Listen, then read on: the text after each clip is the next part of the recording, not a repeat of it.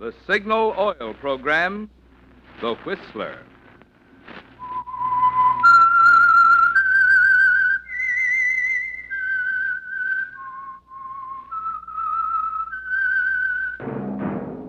That whistle is your signal for the Signal Oil Program, The Whistler.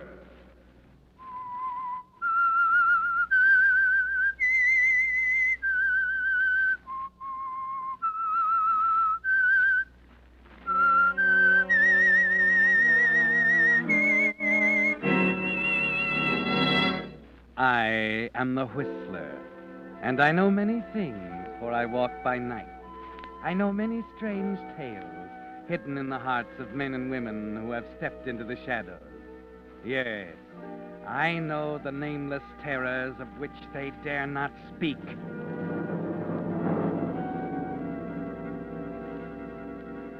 Yes, friends, it's time for The Whistler, rated by independent research the most popular West Coast radio program. And remember, let every traffic signal remind you, with new Signal gasoline, you do go farther than ever. Look for the familiar big yellow and black circle sign that identifies those popular Signal service stations throughout the West from Canada to Mexico. And now, the Whistler's strange story, Stranger in the House.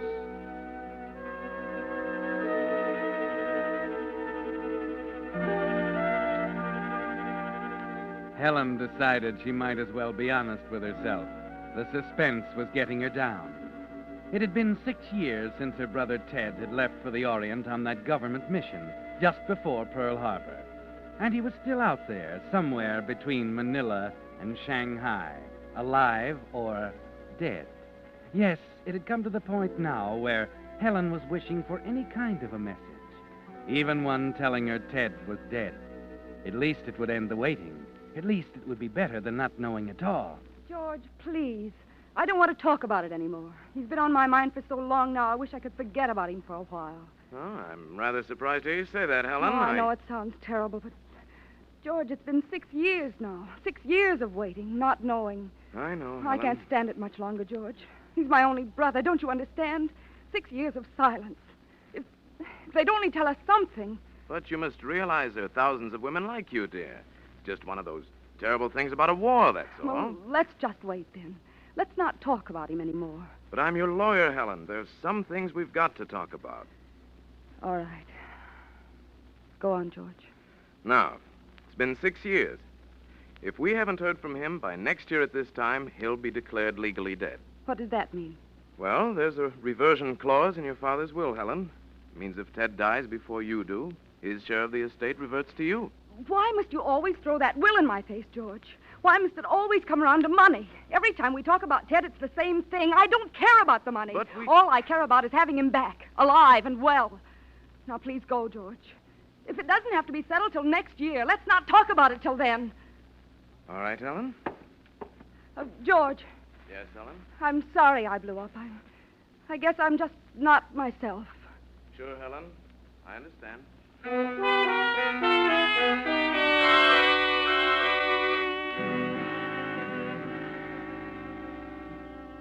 Yes, Helen, the suspense is beginning to tell on you, isn't it?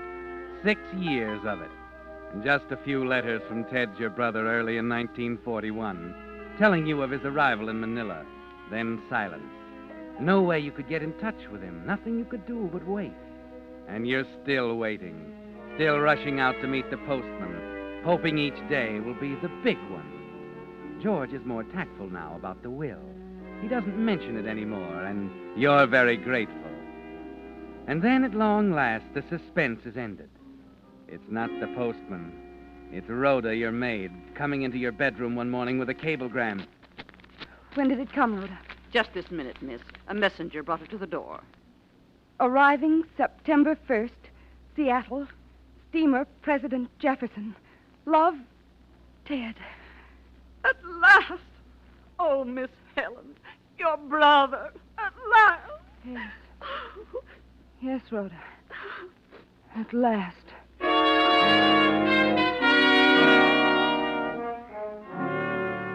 Pardon me. That's all right. I beg your pardon. Pardon me. I've Pardon me. Oh, Stuart. Yes, miss? I'm looking for Mr. Ted Van Norton. Where is his cabin, Just please? a minute, please. Van Norton, stateroom 3C, third deck. Thank you.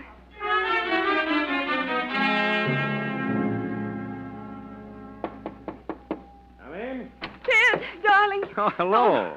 Oh, I'm sorry. I must have the wrong stateroom. I'm looking for my brother, Ted Van Norton. What's the matter, Helen? Don't you recognize me? Who are you? Well, this isn't much of a homecoming after 6 years. Maybe I better introduce myself. The name is Theodore Van Norton, remember? Oh, there must be some mistake. Why, Helen. Helen, darling, you're joking, aren't you? Who are you? Well, I've already told you I'm your brother, Ted. You're not my brother. You're an imposter.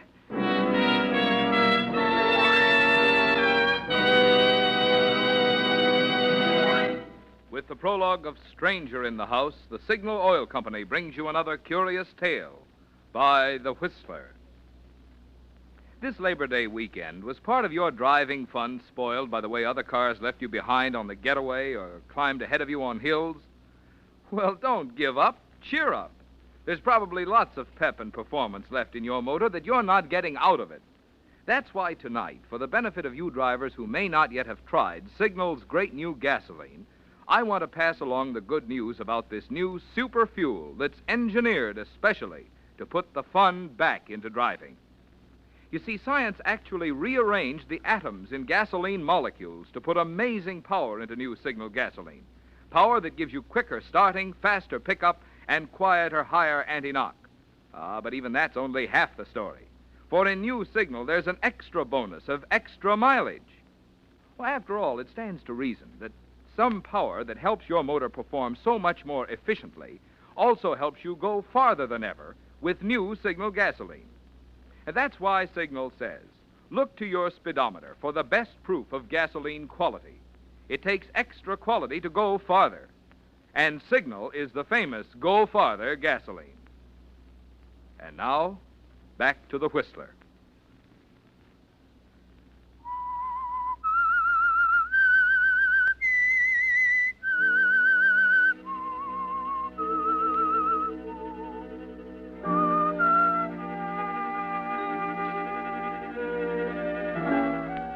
Well, Helen, all you can do is stand there in the stateroom and stare at him. The effrontery of this stranger trying to pass himself off as your brother leaves you at a loss for something to say. He doesn't remotely resemble Ted. He's tall with a clean-cut, athletic look to him. Ted was short and stocky. Perhaps he thinks it's funny, Helen. Perhaps he's one of those people with a perverted sense of humor, a practical joker. Yes, it's hilarious, isn't it? To pull a trick like this after 6 years of almost unbearable suspense. Well, darling, have we better get a move on? Are you stupid enough to think you can get away with this? Get away with what? If this is some crude attempt at humor. Not at all. I'm quite serious. Where's my brother? Now, look, do you have to be that way? I explained once. Don't lie to me. Where is he? Excuse me a moment. Oh, Steward, Yes, Mr. Van Norton? would you take care of my hand baggage, please? Yes, sir, right away. Thanks. Come on, Helen. Let's go down to the dock. I'll call the purser. I'll have Wait you... a minute. Now, look. Here's the passport with fingerprints and photograph. Birth certificate, State Department credentials. Letters from you. They're forgeries. I'm sorry. They're genuine. You're not going home with me. I won't stand for it. Very well, darling. I'll check in at a hotel for the time being. But after all, you can't keep a guy out of his own home now, can you?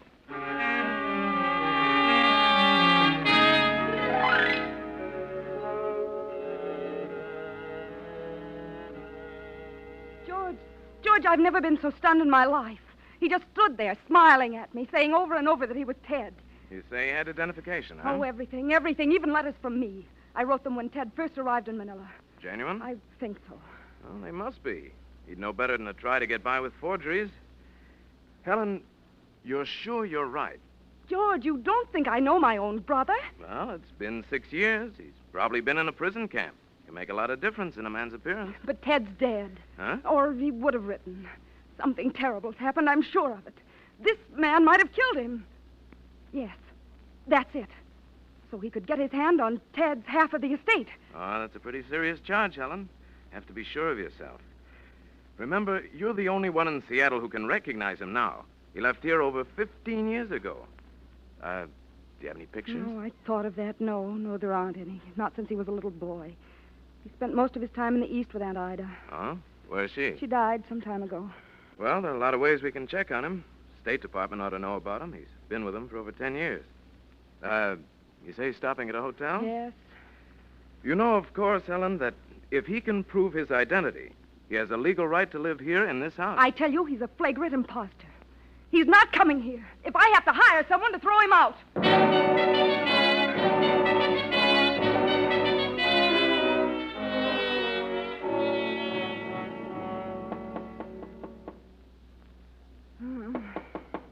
Who is it? It's Rhoda, miss. What time is it? After 8. Oh, go away. I'm sleepy. I must see you, miss. All right, Rhoda. Come in.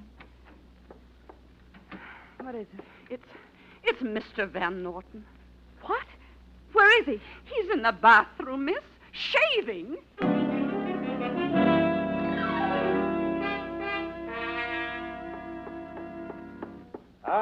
Sweet mystery. Wholly unmitigated. Just wait. The nerve of him. I know. Well, good morning, good morning. What do you think you're doing? Shaving. Morning ablutions. I can't say I'm used to having ladies barge into the bathroom when I... Get out of here! Temper. How did you get in? Well, I couldn't get a room at a hotel, so I took a taxi up last night. Walked in the back door. Was open, you see. Well, you can leave the same way you came in. No. I'm here to stay, sister dear. I've got the proof in my pocket. And if you want to get me out, you can trot right down to the Hall of Justice and get yourself a court order.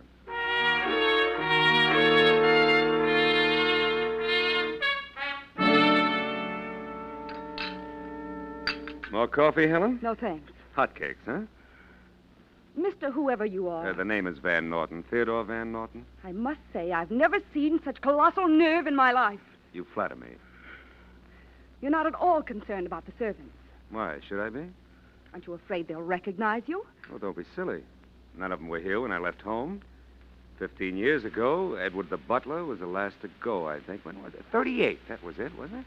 Oh, by the way, Helen, whatever became of old Edward? There are other people in town, you know. What about your teachers at Washington Heights School?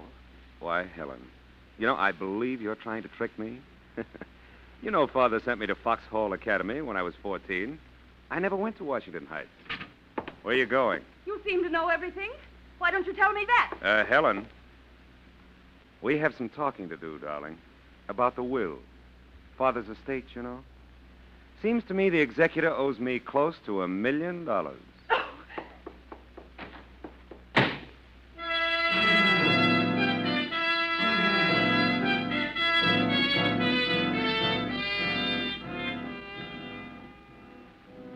You knew it was coming, didn't you, Helen? That's the purpose behind the whole crazy business. It's still inconceivable to you that the man can actually expect to get away with it. And George was right. There are 1,000 ways you can check up on him. And the imposter himself just gave you an excellent one. You make a long-distance call to the Foxhall Academy and talk to Mr. Rigby, the headmaster. Why, yes, of course, Miss Van Norton. I'd be delighted to come down tomorrow afternoon. Ted was always one of my favorites, you know. Any special time? What about 2 o'clock? Fine. It'll be quite a reunion, won't it? Yes, indeed, Mr. Rigby. Quite a reunion.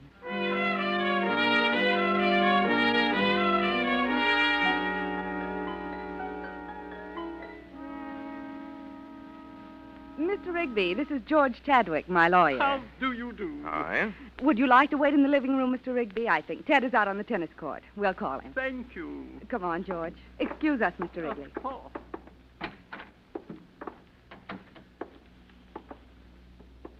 Do you still think I don't know my own brother? I never said that, Helen. I only said 6 years can make a lot of a difference. Oh, I'm afraid Mr. What's-his-name is going to suffer a little embarrassment. You think Rigby will recognize him? Of course. He'll recognize him as an imposter. He knows Ted as well as I do. What's the matter? I don't know.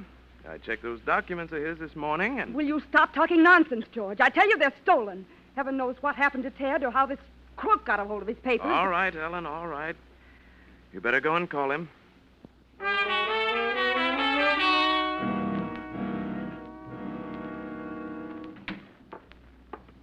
Hello, sis. What's up? I was sorry to interrupt your tennis game. Ted. Oh, it's Ted now, huh? Why, of course. I could have been mistaken, you know.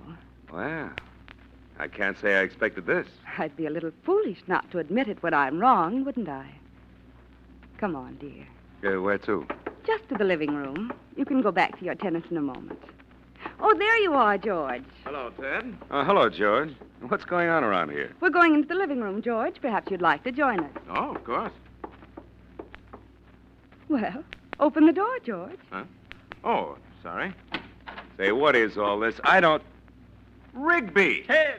Teddy, old boy, how have you been? Why, you old son of a gun! Hey, what is this, Helen? A surprise? Why don't you tip a guy off when his old headmaster comes to see him? Oh, you're looking fine, Teddy. Yeah? Good Lord, it's been 15 years. Oh, sure. Last time I saw you was after the Washburn game, remember? Yeah, that was it, at Spokane. Stinky was there, too. Say, do you remember when the bus broke down that night outside of Wenatchee? And you and I had a hit.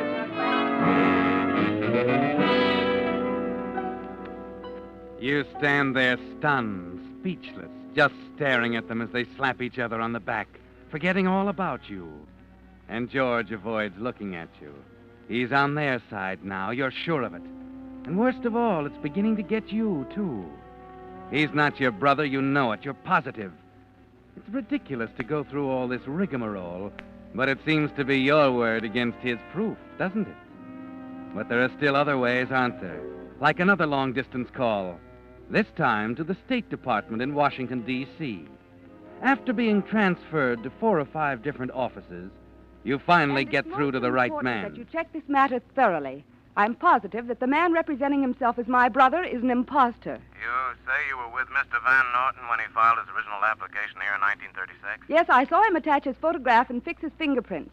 I simply want to see that application. I'll forward the file to our Seattle representative, and you can check it there. Will that be satisfactory? Quite satisfactory. Thank you.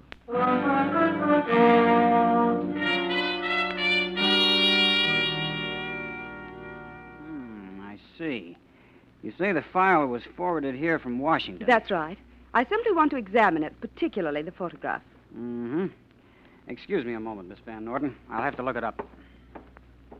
Well, George, Well, what? I can't say I'm pleased with your lack of confidence in me. Well, who said anything about that? Oh, it's quite clear enough. Helen, I'm a lawyer. I'll believe black is white if they throw enough evidence at me. Mr. Rigby was a very convincing witness. He's a decrepit old fool, and it had been 15 years. I thought he was an intelligent man. I could have passed you off as my brother. He'd forgotten what Ted looks like. And does that explain why Ted recognized him? Oh. I don't know, Helen. Seems to me you're arguing against yourself when you say Rigby might have forgotten what he looks like. What do you mean? You might have forgotten yourself. After all, it's been 6 years, you know. A man can change. Don't be ridiculous. I know my own brother as well as I know the... Shh. Here comes the clerk. Here we are. Theodore H. Van Norton. Now, what did you wish to see? Oh, let me see it. Medical examination, education record, application. Where's the picture? On the other side. Oh, here. Satisfied, Helen? It can't be. I saw Ted paste his picture on myself. Something wrong? Of course there's something wrong. This isn't my brother. It's that man. Helen, get a hold of yourself. What? Let me see. Yes, here they are. Fingerprints. Listen, clerk. I want this whole record sent to the office of the Federal Bureau of Investigation. Helen, you need a rest. This thing's getting you. That's one thing that can't be forged, don't you see? They can't forge his fingerprints. I'm sorry, Miss Van Norton, but I have no authority. You've got send- to. I tell you, there's a stranger in my house posing as my brother. There's $1 million involved. Just a minute, Helen. Now, it's most important, Mr. Robbins, not only because of the money involved. You see, Miss Van Norton is extremely upset. Of course, Mr. Chadwick. But you see, I can't simply turn over material like this. to I'll just make the anyone. necessary arrangements with the FBI, Mr. Robbins, and get authority from Washington. That be satisfactory? Quite, Mr. Chadwick. Quite.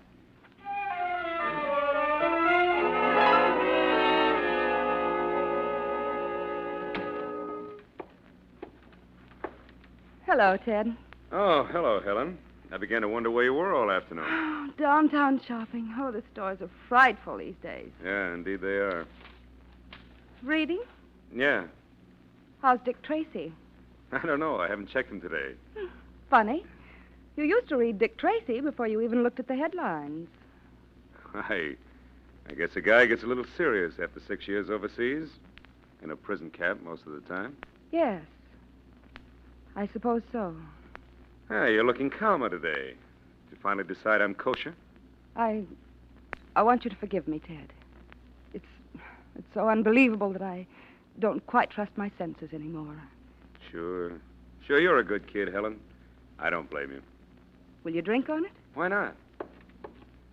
What'll it be? Bourbon and soda? Oh, you're a man after my own heart.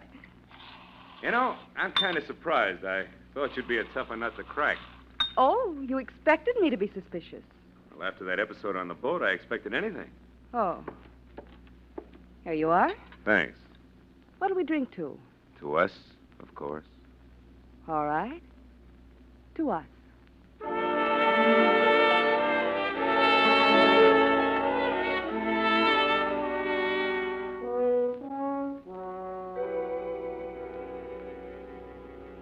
Yes, ma'am? You're in charge of the fingerprinting department here? Yes? I'm Helen Van Norton. I brought in a highball glass yesterday afternoon with some fingerprints on it. Oh, yes. That's the one you wanted us to check against the prints in the State Department application file. Where did you get that glass? A man is posing as my brother, staying at my house. They're his fingerprints. You're sure of the prints on the application? What do you mean? Are you sure they're the bona fide prints of your brother? Of course. I was with him in Washington when he completed the application. I saw him put the prints on it. I see. Well, that ought to settle it for you once and for all. What do you mean? The man at your house is your brother, Miss Van Norton. The prints are identical. I can't be. It can't. We wouldn't commit ourselves if we weren't positive. I see. Yes, of course. Thank you.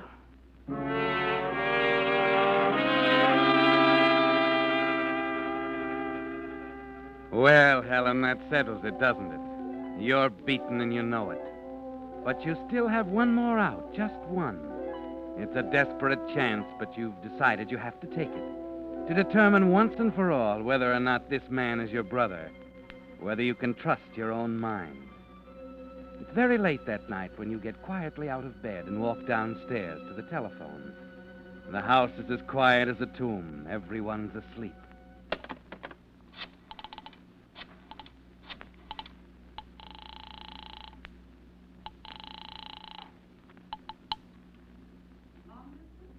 I want to call Honolulu operator, Mr. Amato Tsubishi, 28 Kalua Drive, Honolulu. Will you wait? Yes, I'll wait.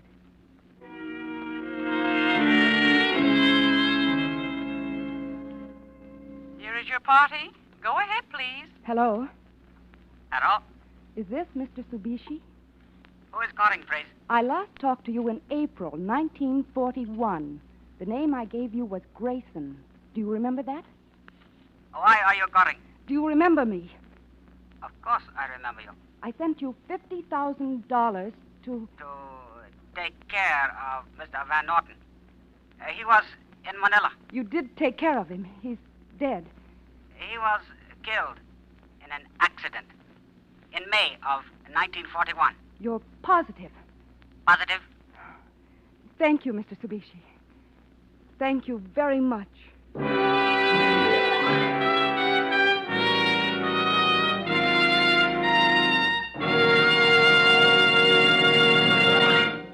The Whistler will return in just a moment with the strange ending to tonight's story.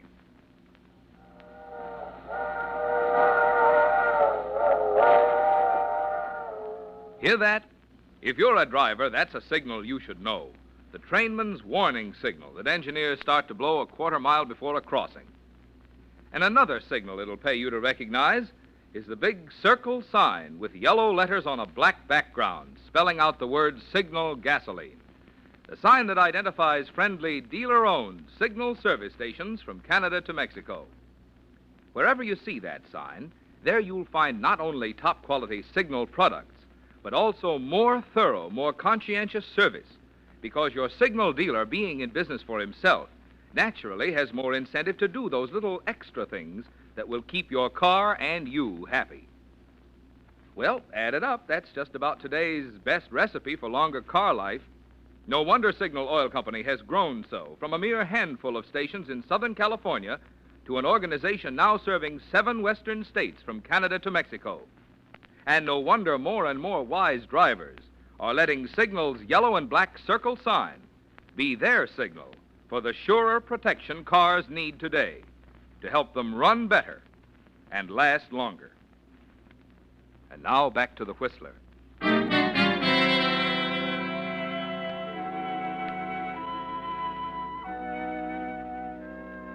It was a relief to know, wasn't it, Helen?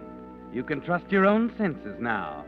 Ted is dead, and the stranger in the house is an imposter. Somehow, some way, you can prove it. And the $50,000 you paid Mr. Tsubishi back in the spring of 1941 is still a good investment. Because Ted's $1 million, half of the estate, will be yours. All of it. You don't want to think about it anymore. It's been too bewildering. All you want now is your bed and the first good night's sleep in a week. You put down the phone and start toward the stairs. Sit down, Helen. How long have you been here? Long enough. I said sit down. I'm going upstairs. Sit down before you fall down. That's better. You just hung yourself, baby. There's a record of that phone conversation down at FBI headquarters. What are you talking about? You didn't have Honolulu, just in case you're wondering. You were talking to the boys down at the office. We had everything, you see, except the link you just gave us. We knew Tsubishi paid $40,000 to one of his boys in Manila, the guy who killed your brother. But we didn't know who hired Tsubishi. What made you suspect me? I didn't at first. I knew Ted had a sister. I knew there were a couple of $1 million in it somewhere. And I had 3.5 years in a prison camp to think it over. A guy can do a lot of deductive thinking in 3.5 years. So, you looked up Tsubishi? Yeah. He was dead. Knocked over by a truck the morning of Pearl Harbor. No, we had nothing but suspicion. Tough, isn't it, huh? You could have been a nice kid if you weren't a killer at heart. Yeah, it took us a long time to work it out. A lot of planning, a lot of names, a lot of people to run down. But when we got going, we knew you'd crack sooner or later. Who are you? Your brother's best friend. And you did it because you were his friend? Partly. Partly? Yeah. My name is McKay, FBI. And incidentally, this time I'm telling you the truth.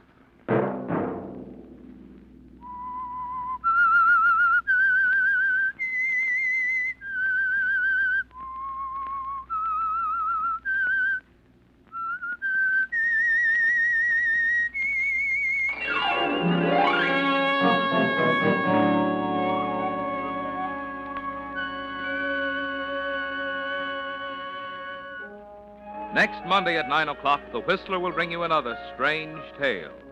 The Whistler is broadcast for your entertainment by the marketers of Signal, gasoline, and motor oil, and fine quality automotive accessories, and by your neighborhood Signal dealer.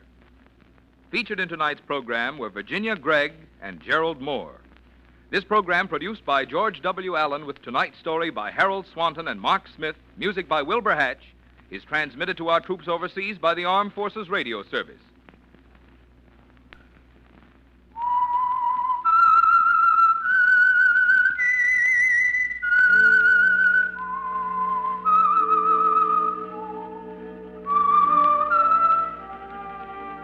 That whistle is your signal for the Signal Oil program, The Whistler.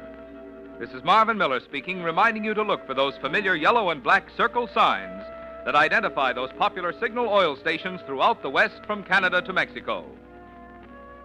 This is CBS, the Columbia Broadcasting System.